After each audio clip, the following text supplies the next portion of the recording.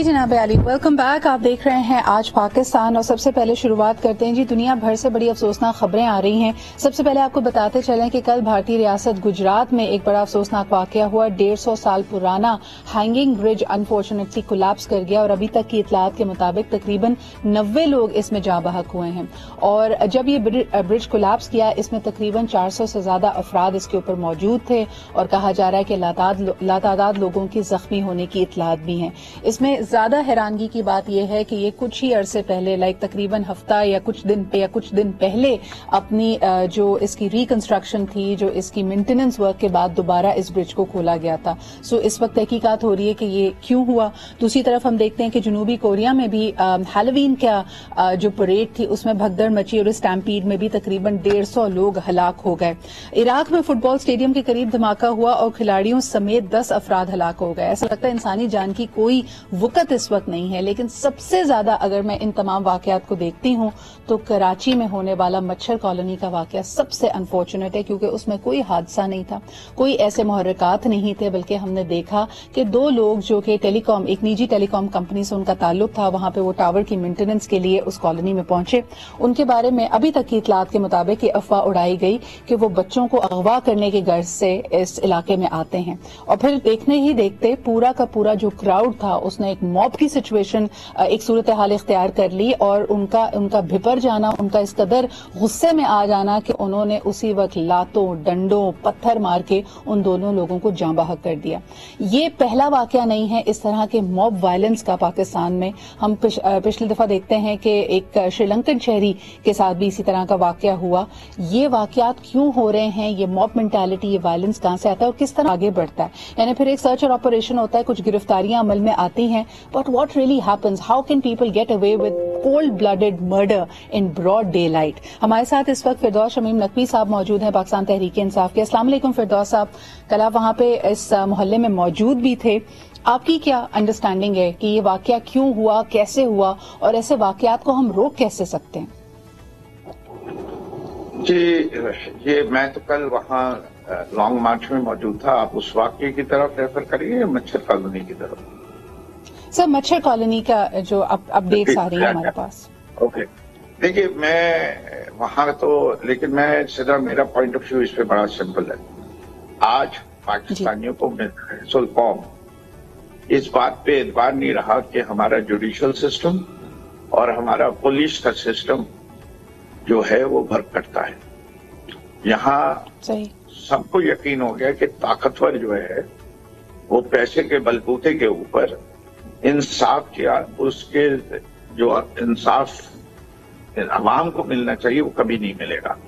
आप देखिए उज़ैर बलोच जैसे वाकयात जब सामने आएंगे कि एक आदमी के ऊपर 400 से ज्यादा कत्ल का हो और वो बार बार हर केस से जो है वो बरी होता जाए, बल्दिया की आग हो और आज तक उसके मुजरिम पकड़े ना जाए। इसी तरीके से आपको पता है मशहूर राव अनवार साहब का केस है, और मैं ऐसे बेतहाशा केसेस गिना सकता हूं आपको जो हुए। अब उसके तहत ये मेंटालिटी जो है वो टेक ओवर कर जाती है। आप ये मच्छर कॉलोनी के वाकये से पहले डकैती के वाकयात के अंदर कम से कम 5 वाकयात पिछले 1.5 माह में हुए हैं जिसमें लोगों ने पकड़ के डाकुओं को मारा है, और majority of the people around those areas उनका ओपिनियन ये था कि सही मारा है, इसलिए कि अगर ये पुलिस लेके जाती तो ये 24 घंटे के अंदर छूट जाते। ये जो वजह है, तो कानून को, इंसाफ को अपने हाथ में लेना, आपको लग रहा है कि लोग इसको जस्टिफाई करने लगे हैं? ये किसी भी जगह जायज है, लेकिन इसके साथ साथ इसके पीछे जो मुहर्रिकात है उसके अंदर हालत एक बहुत बड़ा हिस्सा है।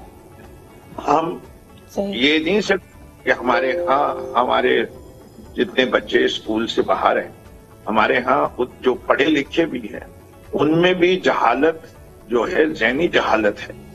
इससे कि वो सिस्टम को इम्प्रूव करने के बावजूद सिस्टम को अपने हाथ में लेने की कोशिश करते हैं, और इसी जगह के आप मेरे जैसे लोगों के ऊपर जो हम लेजिस्लेटर्स हैं, जो लोगों को रिप्रेजेंट करते हैं, हम बुरे इल्जाम ठहराए जाएंगे ये हम अच्छी कानून साजी नहीं कर रहे। और कानून साजी हम करें कैसे? कानून बनने नहीं देती। जितने कानून हम असेंबलियों में लेके आते हैं एज ऑपोजिशन मेंबर्स, ان کا ایک قانون بھی انٹرٹین نہیں کیا جاتا. اسٹینڈنگ کمیٹی سندھ کے اندر ہے نہیں. فردوس صاحب، آپ کراچی کی پالیٹکس کو بہت اچھا سمجھتے ہیں. صرف ایک سوال میں آپ سے مچھر کالونی کے حوالے سے کرنا چاہوں گی. میں نے اس کی جتنی رپورٹنگ دیکھی اس کے اندر مجھے ایک طرح سے پھر ایتھنیسٹی کا کلر نظر آیا. بار بار یہ بات کی جا رہی ہے کہ یہ دونوں افراد جن کو جہاں بحق کیا گیا ان کا تعلق ایک خاص قومیت سے ہے اور دھرتی کے بیٹے ہیں. یہ بڑی خطرناک روش ہے. یہ بات کیوں کی جا رہی ہے اور اس پہ آپ کا کیا رد عمل ہوگا؟ یہ دیکھیے، مچھر کالونی کے لوگ وہ ہیں جو ڈس انفرینچائز پیپل ہیں، جن کو پاکستان میں رہتے ہوئے 50 سال ہو رہے ہیں، لیکن ان کو شناختی کارڈ نہیں دیے جاتے. ان کو اس شہر کا شہری نہیں مانا جاتا. ان کی اس کچی آبادی کے اندر کوئی سروسز پرووائڈ نہیں کی جاتی. They are frustrated people. ان کو اپنا مستقبل، ان کے بچوں کا مستقبل، اب تیسری نسل آ رہی ہے، ان کو اسکول کالجز کے اندر بچوں کا ایڈمیشن نہیں ملتا، اس لیے کہ NIC نہیں ہے، اور ہم اس کے بارے میں کچھ کرنے کو نہیں تیار. بارہا یہ ایشو آتا ہے. کیا یہ زوم کرنا بالکل صحیح کہہ رہے ہیں. اور فردوس صاحب، تبھی جو ویژولز آ رہے تھے کہ لوگوں پہ تشدد تو اپنی جگہ تھا، لیکن آپ دیکھیں کہ موب اتنا بھپرا ہوا تھا کہ ان کے لیے جس کا جہاں بس چل رہا تھا، یعنی جس کا بس گاڑی پہ چل رہا تھا وہ گاڑی پہ ڈنڈے برسا رہا تھا، اس کے دروازے توڑ رہا تھا. So there is a lot of frustration. لیکن مجھے بتائیں کہ this is not the first mob violence incident in Pakistan unfortunately. ان کیسز میں لا اینڈ آرڈر کیسے آگے بڑھتا ہے؟ یہ تو یعنی درجنوں لوگ ہیں، اسپیکٹیٹرز بھی موجود تھے. اس میں کیسے آئیڈینٹیفائی کیا جائے گا کہ ہو ور دا ریئل کلپریٹس، کس نے لوگوں کو اکسایا اور ان کے خلاف قانون کیسے کارروائی کرے گا، اسٹیٹ کیسے کارروائی کرے گا؟ دیکھیے، ایک اچھا ایگزامپل تھا جو سیالکوٹ میں سری لنکا کے بلاسفیمی کے سلسلے میں ہوا، اور اس کے اندر کورٹس نے بڑی کوئکلی موو کر کے پنشمنٹ دی تھی. دیر ایک فورن نیشنل انوالو تھا. جب تک ہم سملر ایکشن مینٹالٹی کے اوپر اور جو لوگ ہیں جو ذمہ دار ہیں ان کو سزا نہیں دیں گے، یہ موب مینٹالٹی والی صورتحال برقرار رہے گی. یہ لمحہ فکریہ ہے حکومت وقت کے لیے اور پولیس کے احکام کے لیے کہ ان کی کارکردگی پہ یہ عوام کا ووٹ آف نو کانفیڈنس، اور یہی ووٹ آف نو کانفیڈنس. بہت بہت شکریہ فردوس صاحب ہمارے ساتھ موجود ہونے کے لیے. یقیناً this is a wake up call to everybody. یعنی اب it's all about being at the wrong place at the wrong point. یعنی آپ اپنی زندگی کے ساتھ ایک رولٹ کھیل رہے ہیں، آپ کو نہیں پتا کہ آپ کسی کے عتاب میں آ جائیں، کسی ایسی سچویشن میں پھنس جائیں. اور پھر جہاں ہم اس بات کو اپنا خاصا سمجھتے تھے کہ لوگوں میں انسانیت ہے، ہمدردی ہے ہمارے معاشرے میں، انفارچونیٹلی ان ویژولز کے بعد دیکھ کے آپ کو لگتا ہے کہ اگر آپ صحیح بھی ہوں تو آپ کو بچانے کوئی نہیں آئے گا. So this is the real unfortunate reality of this entire incident. ایک چھوٹا سا بریک لیتے ہیں جی، and we'll be right back.